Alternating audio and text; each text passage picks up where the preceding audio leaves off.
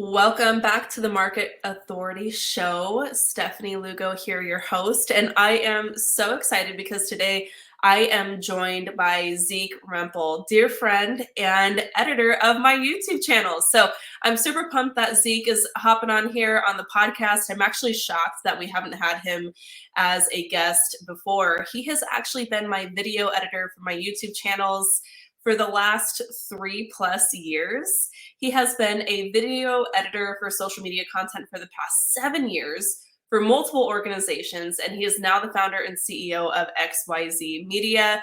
We're going to cover a lot of topics during this conversation. We're going to talk about the value of creating content, whether it's short form or long form. We're going to talk about tips on how to start recording content yourself for your real estate business.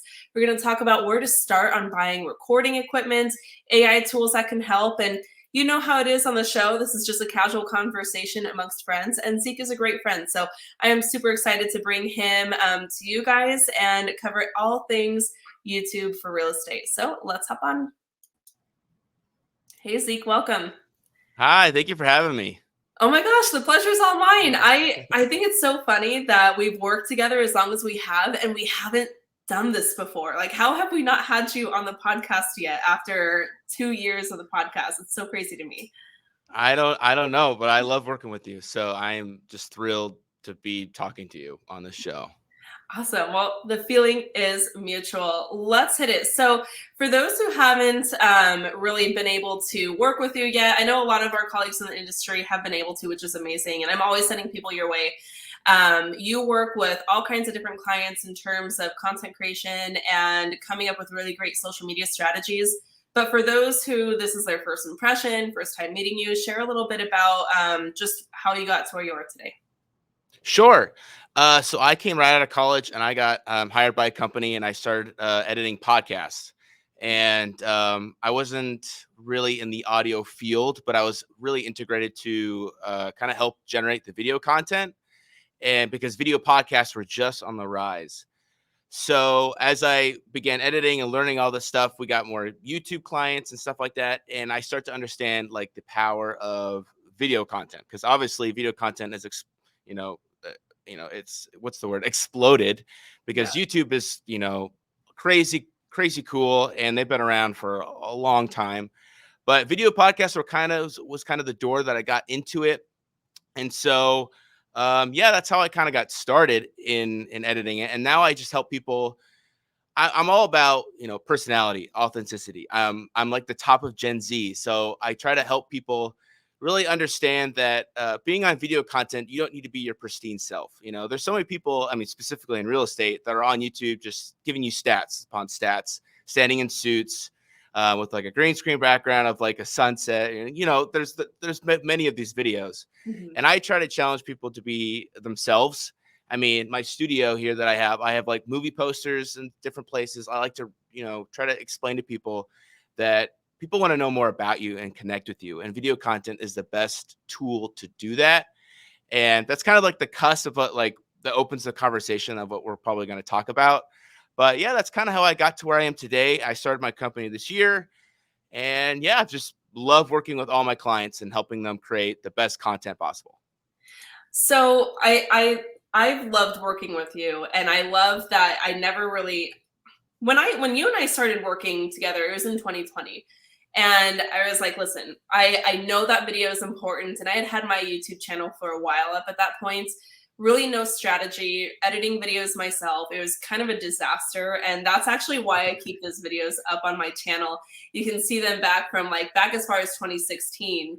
And they are so cringe. They're so bad because at the time I was like, well, if I'm going to make videos, like surely I have to do everything myself. I have to shoot them on my camera. I have to be able to edit them myself, and I have to come up with all the content myself.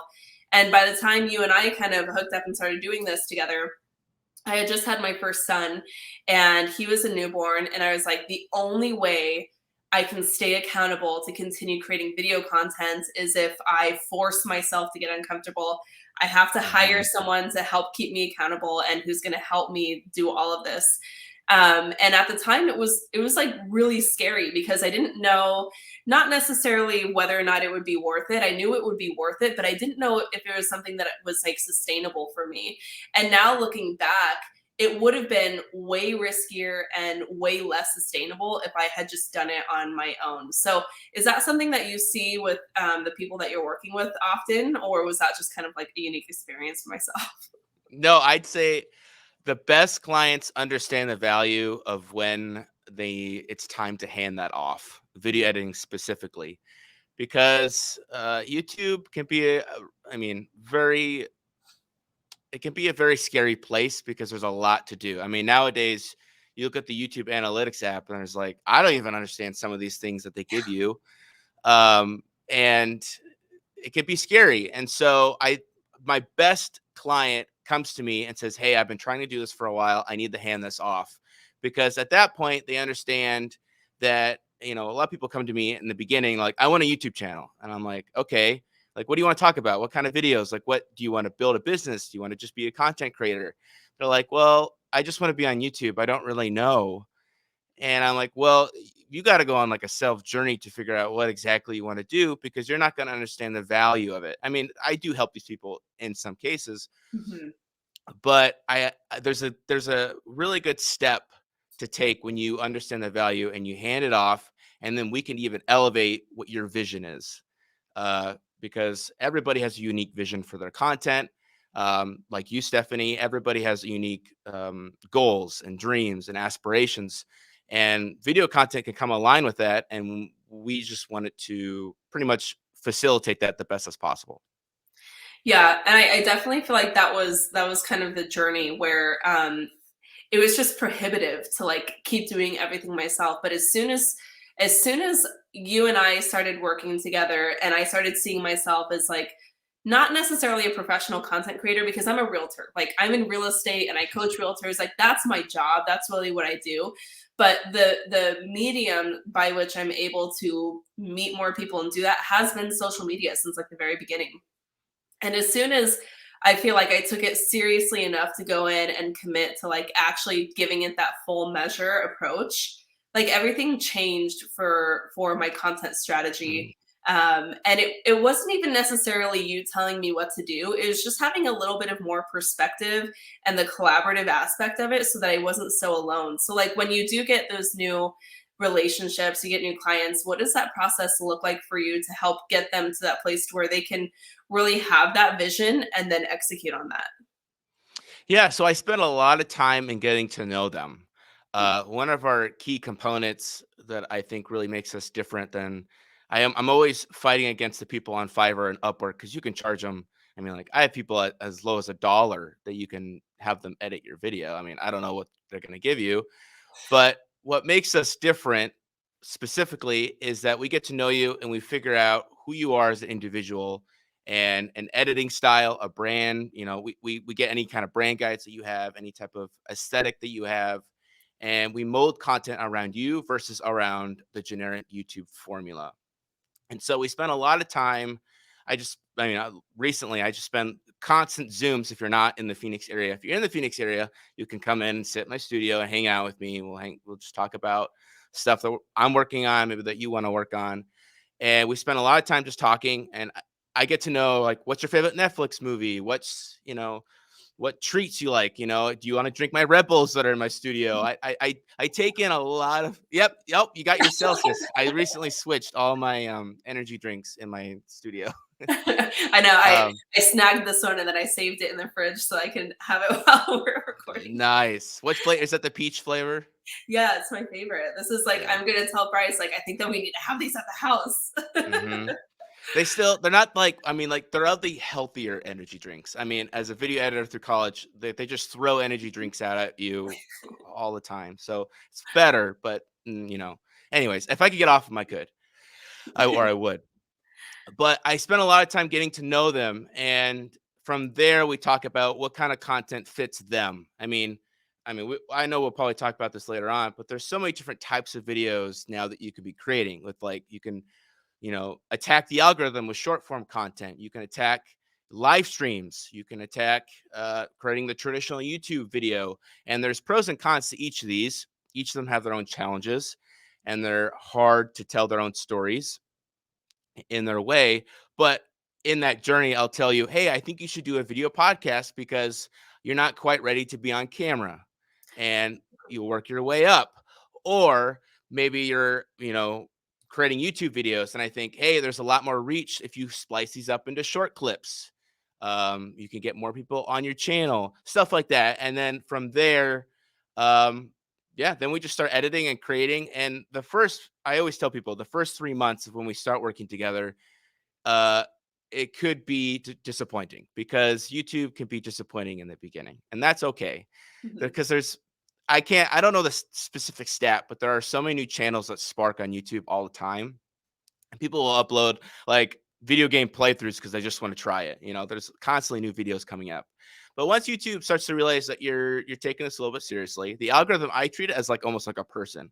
It's like a relationship. And the more energy and time and consistency that you pour into it, the more it'll reward you. So as you begin to treat that relationship with any algorithm, I would say on any social media platform, you'll start to grow a little bit. And then after that, like 3 month stint, we have a big meeting and we say, hey, you've accomplished this and this is great. Let's look at your data. Let's see what's worked. Let's pivot in some areas. Let's maybe do something else. And a lot of times I actually have this conversation with people that YouTube is not for everybody. Uh, a lot of times people will start to create content and they're like, you know what, this doesn't really fit into my small business schedule, or I'm having a hard time figuring out what to talk about, or I'm not seeing, the growth that I want to see right away, and I don't know if I have the patience to wait for it. Then I'll say that's totally fine. You tried out YouTube, that's okay. You guys move into another area where you can add a lot more time and energy where your business can benefit because I mean, your time is valuable. Any entrepreneur's time is valuable. And I don't ever want to suck that energy out of you. YouTube can be like a chore, but a chore that can be rewarding if you have the energy and the personality for it. Because I'd say any personality can fit to it. But again, there's pros and cons to every side. Yeah, I see that for sure. And it's hard for me because like when I make my decision on doing something, like when I decided I was going in on YouTube, like it was just that was it. That was it. And then every single week ever since then, I've had a video go out. When you're talking about 3 months as, really giving it that good go and making sure that you're putting content out there consistently, like that's only 12 videos. And Yeah, someone it's might not be much. I know someone might be listening to that thinking like 12 videos, that's so much, it's crazy. But what I have found is I have found something interesting happens after you get about that 25th video. So like as a general rule, and this is a little bit more of a rule of thumb in real estate, I think specifically. If you're going to do any type of prospecting or any kind of marketing and you really want to judge whether or not it's working for you, you've got to give it about 6 months in real estate before you have enough data to Mm. really analyze and see like what's working, what you need to double down on, and whether or not you need to pivot. And there's something interesting that when I'm working with agents who are trying to do this too, that happens around that 24th, 25th video or about 6 months in, where things really start to like lock and load. And you need at least that much to look back on so that you Yeah. can start saying, well, these two videos really were breakthrough videos. These got 50% more views. We definitely need to like lean more into this. What kinds of things are you looking for during that time to decide whether or not like what content to do more of or maybe what to pivot into? Yeah. So I actually I know I read this question we kind of discussed in a prior email, and I wrote some notes down, and I was like gathering stats. I'm like da da da da. But really, it really comes down to you really want to create the video that fits your target avatar or target market.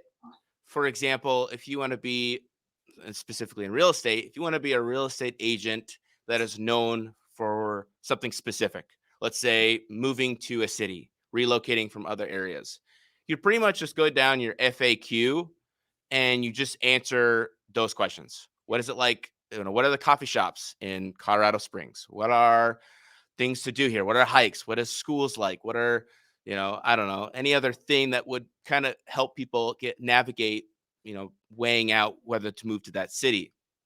Or if you want to be known for first time home buyers, maybe doing market updates, talking about what's, first home buyer tips or what to look for in a house when you're touring something. If you want to be in luxury real estate, you got to create some killer walkthrough videos of like houses people want to envy over, because you want these luxury wealthy people to be like, yo, this realtor can find some cool houses. I want to work with them. So I think you really got to figure out what you want to be known for, really identify your target. I'd say target avatar is the YouTube term, which is the target person that is watching your video. You really want to make a video for them. And I'd say I start there, and then we can talk about what format that is. Do But you that's where I would start. do you find that agents have a hard time with that?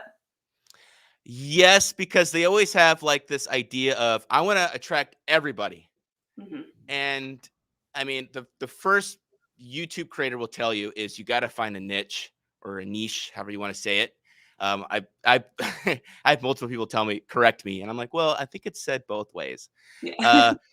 Uh, find your niche or niche and really go into that, lean into it, because attracting everybody won't benefit you in, conversion or people getting to know you, authenticity, because you're just trying to get everybody on board, and that can be, it almost will counter why creating video content is so beneficial. Yeah. Yeah, I agree. We talk a lot about the know, like, and trust factor in real estate. I mean, it's not a little thing that you're asking people to do. Like, if you really like take the 1,000-foot view on what we're doing in YouTube, we're basically asking strangers to entrust their most costly investment with us, kind of almost on just faith. And the only way they can build up that faith that you are the right person is through like watching all these videos.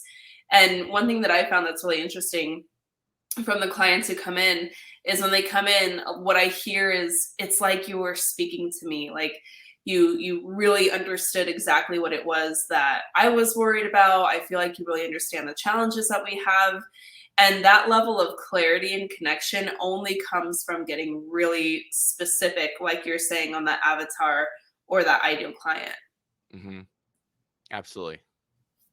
So interesting. So in terms of like different YouTube strategies, you're doing long form, you're doing short form. What are you experimenting with, and what are you seeing that's working really well right now? So, I mean, everybody thinks about YouTube. It's like, oh, I gotta make the traditional YouTube video, which is like, I'd say 7 to 15 minutes. I mean, we've talked about at making sure we get over that. I think the 8 minute mark, you get another ad if you're monetizing. Hmm. I'd say everybody thinks about that, but the landscape has changed so much. I'd say in the past uh, 3 years, pretty much when TikTok came onto the scene, and has rocked the short form world. And now, YouTube Shorts, TikToks, Instagram Reels are now what drives the best reach. So YouTube videos have lost a little bit of its, I'd say, a little bit of its appeal. And then long form, I mean, again, I started the industry editing podcasts, and long form has kind of hit a resurgence simply because it's really easy to create a community when you're doing long form, like this, like a podcast, Hmm. and you can always cut this up into short form, which is the best reach. There's like a perfect formula for redistribution when you do a long form video, which is like 45 minutes to 60 minutes. And if you want to go the Joe Rogan way, I mean, power to you. Over 2 hours, I don't know if I could watch something like that, but I mean, obviously with Joe Rogan being so successful, there is a market for that. But generally don't dabble with that range. Hmm. But so there's classified as three different, areas to create or formats to create content in. And what I'm seeing works the best is a good combo between long form and short form. And then you record no one's labeled it medium form, but I call it medium form. The medium form as being the YouTube video, as being a separate entity of a story.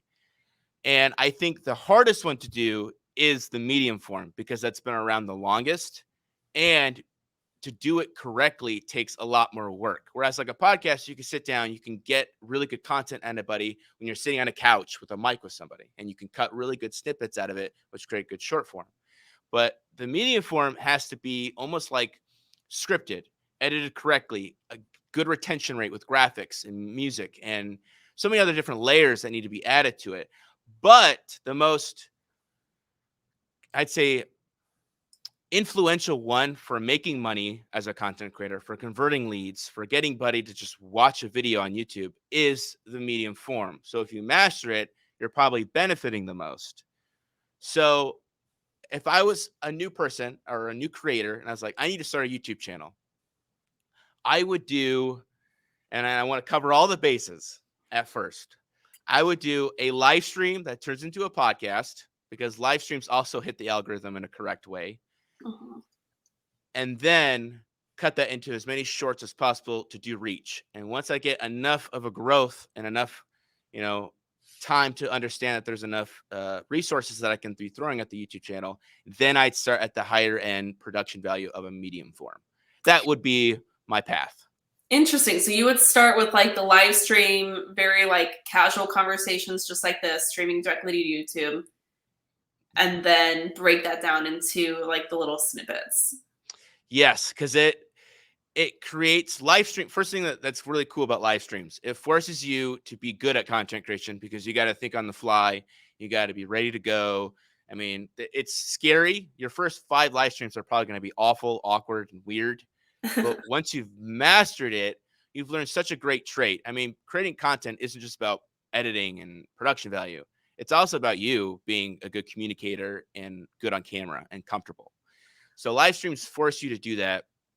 And plus, you're converting it. I mean, if you're converting that into a podcast, if you're by yourself or talking to somebody, or just recording a long form podcast and editing it with like 3 cameras or 1 camera, however you want to do it, and then splicing that up, because you're hitting 2 good points that could get somebody into your community or someone to really like you and relate to you and think you're authentic to them.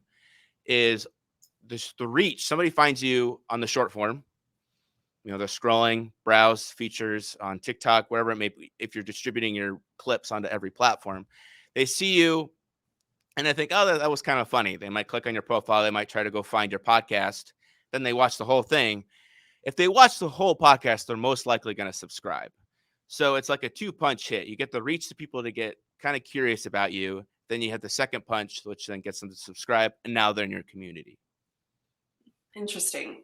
That makes sense. So if I think about my journey was different, and I kind of wish that I had done it the way that you're describing.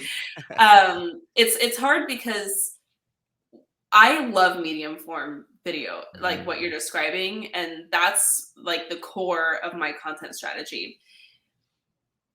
When you're a real estate agent and you're creating that kind of content, it can be hard to go deeper and come up with more and more content ideas instead of just recycling the old ones, because there's only so many FAQs that you can answer. There's only so many market updates that you can have. So I love the idea of having these longer form live streams, because something happens after you're talking for like 15, 20 minutes, after you get through like the main like high level topical stuff, the surface stuff, something happens where you can go into more nuance and the conversation can go a little deeper. And then I feel like that's where those really good little nuggets come, that you can take those little clips that end up going viral or just really kind of strike a chord. It's hard to get there in an 8-minute video when you're just trying to quickly deliver value. But if you have that longer form content and you have that comfortable conversation that takes you there, I can see how that nuance can kind of just like emerge over time through the conversation. Is that kind of what I'm picking up on? Yes. And if somebody's watching it along for them, they're ready to go on that journey. I mean, if you're clicking on a video that has 45-minute listed, I mean, you're either going to be folding laundry while you watch it or listen to it, or you're going to be doing something else probably, but you're Driving. committing to that journey. Exactly. A short form, or not short form, medium form, there's so much more to it, like you said, because there needs to be such a strict formula to keep somebody to sit and watch it. I mean, hooks are more important than ever. retention rate as important as ever. I mean, you talk about short form training people to just consume short form content. That's affecting medium form. I mean, people will test the first 5 seconds of a video now, and if it doesn't fit what they want or that they're not getting straight to the content, which is why YouTube. I mean, I love intros. I mean, when it comes to like HBO shows, the intro is like my favorite part. My wife gets super upset with me because I'll watch every time, like Succession. I want to watch it Oh, because I it's just so love good. the production value and the way And the music and music. editing, it's so great. And you used to be able to do that on your YouTube videos and create like an environment for that. But that is so gone because of what short form has trained viewers to look for. And like Mr. Beast gets into his video before even like you click on the thumbnail practically. I mean, his thumbnail and everything goes in a journey. I already know like an assassin's trying to kill him or someone's trying to stay in a house like as soon as I click on it because he's just already you're already there. So that's why I'd say medium form can be the scariest and take the most work. But if you've mastered it, again, it can do wonders for you when it comes to making you more money. Again, lead for conversion, expanding your network of what other products you want to expand into and stuff. Yeah, I love that. I think a good mix makes a lot of sense, and I think regardless, as long as you're doing something consistent, you are developing the skills, right? So, I mean, if you look, even when you and I started, if you look back at some of those skills, I'm very stiff. I'm very slow. My intros are very long. So I think some of the meanest comments that I've gotten on my channel are like, "Can you get to it? This could have been a 3-minute video." And I'm like, it was like Yeah. my second video or something. But the more you do it, the more you're developing that skill. To your point, the more you're getting comfortable on camera. And I think that's key because consumers are always going to tell you what they want to see, right? Like interests are always going to change. What works is going to change. And as soon as you master anything, like the whole algorithm and everything is going to be different, right? So as long as you're focusing on the skill development and really understanding what kinds of content really hits well with your audience, then you just have to have that flexible mindset to kind of stay open to new trends and trying new things.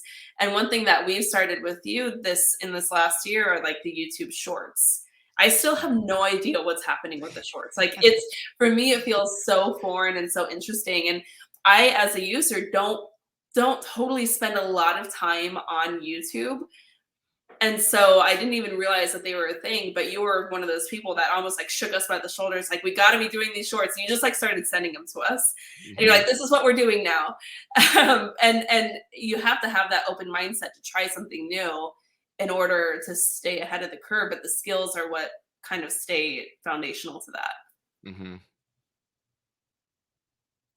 Really interesting. So, okay, in terms of like, let's say somebody wants to get started, and I think that at this point,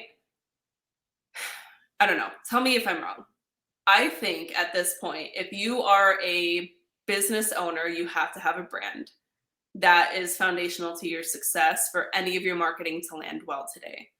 And I think that the most important way to do that and establish that is video. And I feel like at this point, having a YouTube channel is like non negotiable, especially with AI and how it's searching the internet to provide answers and recommendations for people. Like, I don't know how we can get around not having a YouTube channel anymore. Do you agree? Or is that just me being existentialist?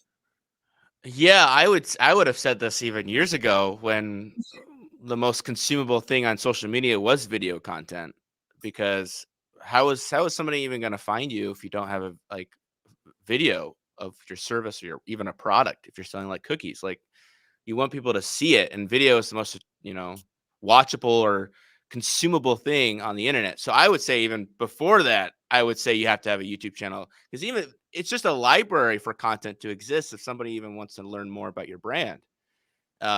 Which is why a lot of people treated it as for a while. It's just I'm just gonna upload stuff and to just to exist.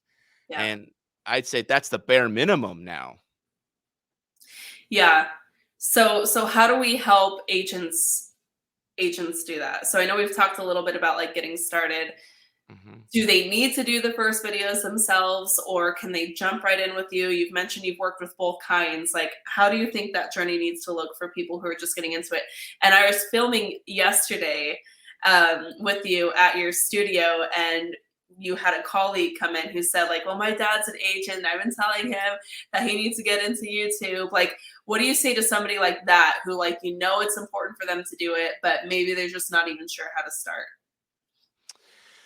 Well, I would say first you got to understand the value of why you're giving time to it.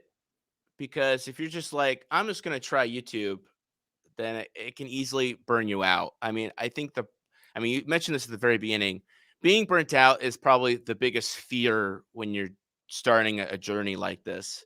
Because as soon as it starts to feel like I have no juice, I can't do this anymore, you're gonna quit and then you're off the train. So I would say the first thing you got to put in place is protection for yourself.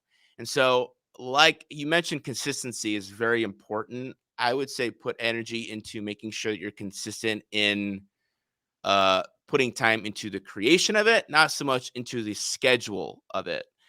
Because creating good content, it can't just be in a time allotment. I mean, which is really difficult for me in my business of video editing. Sometimes one video can take me so long and it's so irritating. But you have to be really consistent in giving that time and energy into it. So if that takes, one day you're editing a video or you're recording a video and you're like, I'm not getting any good content out of this. This isn't making sense. Or, I don't feel myself today. I've got all these reasons of why I couldn't record something for somebody. And I said, that's okay. Let's take it. Let's do it next week. Let's schedule another time for it. But you can't give up the consistency of knowing that it's important and sacrificing the time and energy to try and to continue working on it. Because your upload schedule, it can't make or break you. I mean, if you miss a video for your week, you're like, oh no, I'm gonna ruin the algorithm. You won't ruin it because creating content is more about you and being the best version of yourself. Because retention rates are more important than a schedule. Yes, if you're consistent on uploading, YouTube will like that. Obviously, like again, it's like a relationship, but only the good content is going to spread and be picked up by reach. So if you're starting out, I'd say really spend time in protecting yourself, put things in place to make sure you don't get burnt out, and then look at tools to help you do all these things. I mean, do we want to go into all the AI tools that can help you, Yeah. or do we want? Okay, cool. There's a whole. Because I mean, ever since I don't even know of any of them myself. Like, I know there's a lot. It's just changing so fast. I can't keep up. yes, yeah, chat. Ever since chat opened up, there's been a whole world of new things that have which has helped me be able to do more or be better at editing. And so a few tools that are really helpful. Obviously, chat is Mhm. perfect for structure. If one of the biggest obstacles new creators find is what do I talk about? Yeah. And in the past, I'd say, well, just look at your FAQ of your target avatar, like we mentioned. That'll give you your first 10 video ideas. Mhm. But now you can literally ask chat pretty much, hey, chat, tell me a video about why people should move to this city. And then it'll list some things. And obviously, you want to make sure the research or any stats in it are backed up. You probably need to ask it to cite, but it literally gives you a framework. And then you just add your own words to it, make it sound like you, add some humor into it. If I write a video, I might add a little bit of Lord of the Rings memes to it because that's my favorite movies. So, you want to twist it to yourself. And then that's a video. That's a script. That used to be the hardest part for a lot of people. And it's Yeah. literally done in like as little as sometimes 5 minutes. But don't just take AI's script totally because one of the downsides of all these new AI tools, when I look at content now, I know exactly when AI is doing it. And Yeah. that I'll identify it and be like, that captions was done by AI, or because I'm doing research and I'm looking for it, or that's not your language. I know that's or whatever it may be. So you have to use AI to your benefit versus leaning on it completely. Mhm. So learn AI and master it to make yourself better. So chat's a great one. There's a couple apps that'll cut social media clips out of your long form for you. It'll look for keywords that'll make little shorts. What I've noticed in those apps, like I think Get Munch is one, or Video. It's like VIDYO. Uh-huh. Uh, Both these kind of do the same thing. They'll look for keywords in a long form podcast format or like a live stream, and it'll cut like maybe like 10 snippets, and you can format it to 1080p or vertical format. But these, what I use these as, if I use them, I use them as more of like a, oh yeah, I forgot about that part, I'll go revisit it in my main edit. I don't lean on it completely because their captions don't look that great. Mhm. And sometimes it'll splice in the middle of a point that I wanted to include in a short. So they're not completely all the way there, but they do help get the ball rolling when you're like, I don't even know how to find a short piece of content out of this long form. It helps you, it helps you go. Um, I'd say another, if you're in video editing tools, I mean, there's so many different plugins now. I mean, the one that I use on a daily basis that has rocked my world is called Autopod. I don't know if you've seen videos on this. If you Google it, it's crazy. I edit 3-camera podcasts all the time because that's what a lot of people in my studio do. They have a host, a guest, have a camera on both of them and cameras on each of them for individual angles. Uh-huh. And I typically do live switching. So I have my switcher here. I'll have 3 cameras and I'll switch back and forth. And if I make mistakes, I'll take notes and whatnot throughout the entire recording. What Autopod does is basically you sync up all the audio and you sync up all the video feeds together, which Premiere and DaVinci, pretty much you can click a button and it does it. This is a more hands-on AI tool, but Uh-huh. pretty much you sync it all up and you label everything and hit 3-camera podcast, edit this for me. And depending on the wavelengths of your audio, it'll cut it up for a 3-camera thing. And it'll do it in 45 seconds for like an hour. It's crazy. And it'll live switch it for me. It sounds so Wild. good. Is that so? We have I've sent you some agents that I've worked with, and you've helped them understand what gear to set up, and then they send you the files and you do the editing with it. Is that those kinds of situations where that you're using that in? Yeah. So one of the clients actually you referred me to, they do a podcast and a YouTube video, but they do 3 cameras for each of the recordings because Okay. it's a husband and wife. Yeah. And They're so literally, awesome. Are they not? yeah, Their they're content is great. so good. Yes, it's very good. And they're actually coming, they're coming here soon because they're from Colorado Springs. They're actually going to come film in the studio because some of their family's here. So I'm Oh very my excited God. to finally see them in person. Nice. Uh, but yeah, that tool, I mean, if you're in the video editing workflow, if you go down this journey, you will be in a video editing workflow. You will face that, oh, I don't know, life's like switching from camera angle to camera angle. It'll literally do it for you if you really ask it to. It's wild. That is so crazy. So what if someone's listening to this and they're like, you lost me at 3 cameras. Like Yeah. one camera is scary enough. Yes. I can't. That's like that's way too crazy. Can you have a successful channel with just your iPhone? Absolutely. That's my first recommendation when people ask me about gear. I'd say master your phone, learn how to use it to the best of your ability. That'll train you to understand equipment better. And so that when you do progress, you do know what to look for in every instance of like what's the next camera to buy or what's the next light to buy or mic. Because there's 2 things about this that I tell to people. So I'll kind of list through them. One of them is called I can't remember the term of it, but it's pretty much it's in my notes. Let me hold on one second. Because I always call it something different. I learned out there's actually a term for this. Oh, here it is. Gear progression syndrome. Have you heard of this? No, but as soon as you said it, I feel like Yeah. I can intuit what it is. Tell me.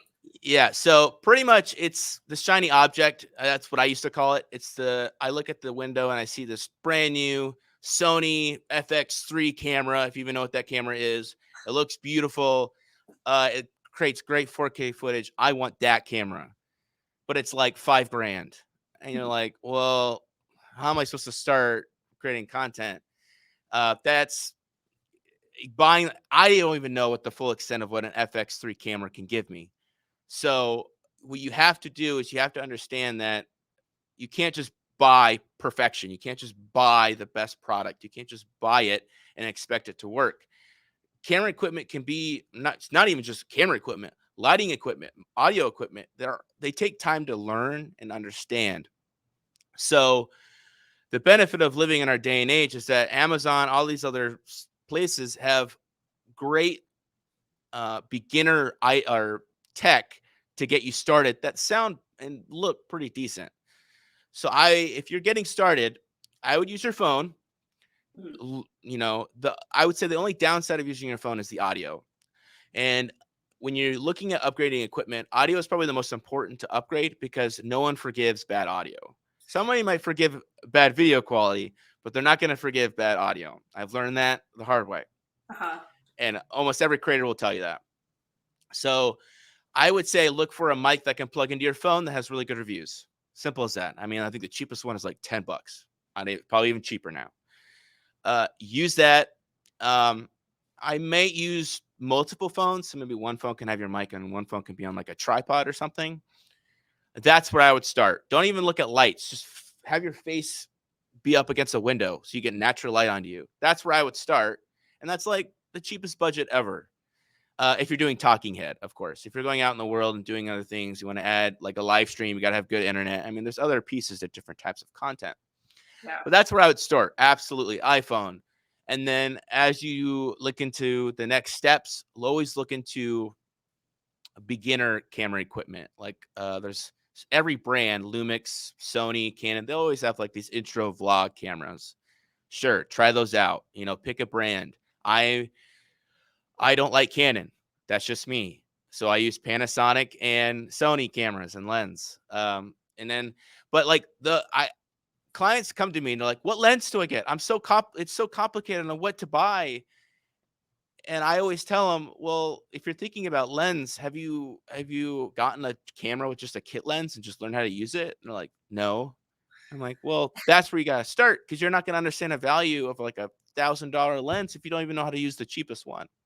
Yeah. So I be aware of the gear progression syndrome and just start somewhere. Your videos might not look as good as Mr. Beast, but that's okay because you're getting started. You're learning. And then the second thing is I kind of mentioned it already in that first one is perfection is almost impossible. Even Mr. Beast videos can be better. Every video can be improved. It can have better quality. It can have better audio. You can have more edits. You can have more footage, more effects, more sound effects, anything. It can add, there's so many things. I have a hard time finishing a YouTube video because I'll watch it over and I'm like, oh, I could have added that. I could have added that. I could have added that. And another big thing that most of my new clients tell me is if I want to do this, I want to do it right. And that's a big red flag for me Hmm. because you're not going to do it right for the first 100 videos probably. How do you get So, around that? Because I hear that a lot too, and it's almost like, so what we say is perfection is a great form of procrastination, right? Like getting mm, stuck in that mindset is a really convenient way to keep yourself from taking like courageous and bold action. So how do you get somebody around that mindset and help them get to a place to where it's like, all right, I just need to execute and then worry about the specifics later. sometimes I'll show them examples of people that are doing a lot with less, Mhm. with barely any equipment. I mean, you got people on TikTok making tons of money by just using their phone or not even using awful phones sometimes, like old Android or something, and they're Yeah. doing great. So I sometimes will show them examples of that, and then I also show them, the effects of, like we mentioned, burnout, because perfectionism will lead to burnout. If Mhm. everything you want everything to be so pristine and look exactly the way that you want it to, you're also limiting the benefits of creating video content, which video content documents you in a raw form. I mean, yes, you're editing and adding things. I would say editing is only there to support who you are. You play into you edit to play into your personality, the things that you like, the way that you are. Editing doesn't fix things. It it improves you. It boosts you. So I would say I'm losing my train of thought, but because I started thinking about editing. But perfectionism, nothing's gonna be perfect. And so what I actually will tell people too is that maybe just record videos that you don't want to post and just practice. Record with the phone, watch it over. You're gonna cringe. I cringe. I'll cringe watching this interview over when I look for content to splice up. That's okay. That's a part of the that's a part of it. And so, understand that perfectionism is just almost impossible with every video. But again, that's almost the benefit of video. People don't want you to be perfect, especially like my generation. We want it like the most popular videos are when random things happen, fails. And I can't tell you how many streaming fail videos I've watched because it's so entertaining when someone's like, I don't know, leave. There's so many different things that can happen while you do a live stream because you're live. So like a dog will do something funny, or your kid will come in naked, or all kinds of things. Do you remember at the beginning of the pandemic when that happened, when that guy was he was on some kind of like a news network and he was from home, and that was right like in the beginning of the Oh, lockdowns. Do you yeah. know what I'm talking about? When Yes, I know exactly what you're talking about. he has the interview, he's literally on like a major news network, and his little 2-year-old daughter just blasting through the room in the background dancing. That was like an iconic moment of video. And I think that like if I look back to my video progression, like personally my journey, I feel like things got really fun when I allowed myself to have those little bloopers. And so even now, like we'll have conversations when we're videoing or when we're creating video content, and I'll say like, "Oh God, that was a mess. Leave it in," Yeah. and we'll just leave those in, and it takes a little bit of that burden off because the more loose you can be, if I'm really stiff and if I'm really kind of second guessing every word that's coming out of my mouth, it's not fun. There's so much friction and it's really hard. But as soon as I allow myself just to kind of be me, Mhm. flaws and all, it's not only a lot more fun, I do find it makes the content a lot more relatable. I never really thought of it the way that you framed that though, of it being the point of video. The point of video is to allow that full human experience to come in, whereas a Mhm. lot of people think that the point of video is to be able to remove it. That's really Yeah. interesting. Yeah, because like, I mean, you know Instagram more than most people. I mean, you know it way more than I do. But back in the day, that you wanted that pristine feed. You want everything to look the same, match everything, have the like a brand. And that still might be important, but we've seen it. And I almost think you almost got to stay up with the trends. And the trends right now is like you got to be real. Yeah.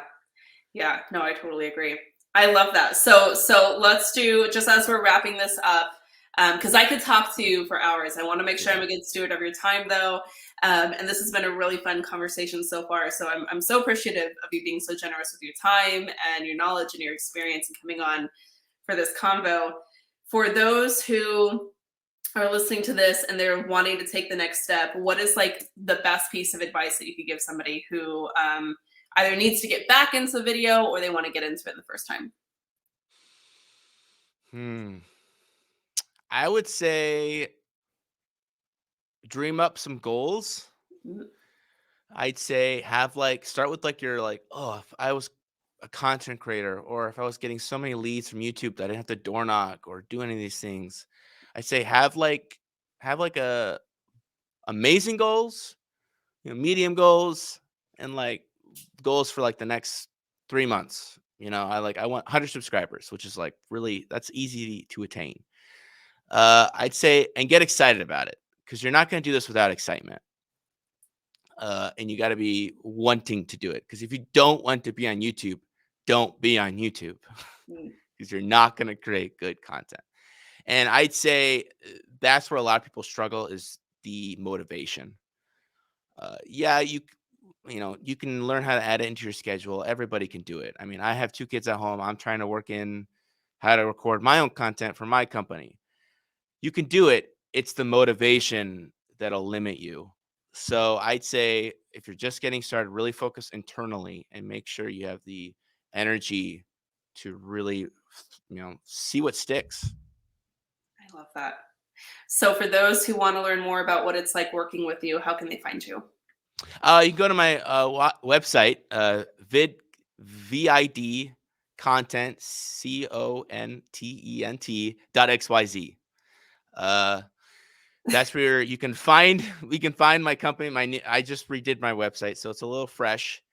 Yay. But that's where you'll find me. You can contact me. And there's pages. You can schedule a tour if you're in Phoenix, or you can schedule. You can hit the message page, and we'll schedule a Zoom call. We'll kind of get going. And I do free consultations, so you can just pick my brain about, hey, what should I do? A podcast? Should I do short form? Should I be on TikTok? Do you think TikTok will be around for a while? I don't know, but I'll tell you what I think, and you can pick my brain a little bit, and then we'll talk about, if you really want to work with me, we'll talk about next steps and maybe what packages, plans. And the nice thing with working with me too is that I'm more focused on, if you look at my website, you'll see pre-packages that you can kind of like, oh, you can do a podcast episode a week and stuff like that. But everybody's content strategy might be a little bit different. And so I really design packages around you and what you're trying to achieve. If you want to do one video a month, we can do that. If you want to do 5 a week, it might look a little weird, like long form videos. It might be tough. I might tell you the benefits and pros and cons of doing that, but I can do it, and we'll design it on what you want to do. I love that. Guys, if you're listening to this, absolutely check out Zeke, check out XYZ Media. It's been years that we've been working together at this point, and the before and after of my content strategy, my confidence on camera, the comfort that I have with knowing that I've got the right pros in my corner to help me execute on what for me is kind of a demanding content schedule, but something that at this point is so routine, so doable. It has absolutely changed every facet of all of my businesses and our brands here in the Phoenix area. So definitely check out Zeke. I want to acknowledge you for sticking with me through this time, Zeke, through this whole journey. It's been a lot of fun to watch everything grow, and you've been there with me for my channel from literally almost 0 to 20K plus subs, which is I was super gonna awesome. say, I was gonna congratulate you on this. You're over 20K. I think you're at 20. You went 20,100 right now. So, and you're at a steady rate, and you have not stopped the train of content, which is so awesome. That's hard to do. Well, it's a lot easier when I know I've got the people who support me and help me. So you're a huge part of that. Gisela, who helps produce the show and get everything organized, is a huge part of that. So it started with just me, but over time we've built the team, and you are a huge cornerstone of that too. So I could not do it without you. So definitely, guys, as I said, check Zeke out. I'll have all the details in the show notes as well. And you work with people here locally and across the US too. So there's really no reason not to make it happen. Awesome. Yep. Check me out. Thanks so much for joining me, Zeke. Really appreciate it. This was a great chat. I had a blast. Thank you so much.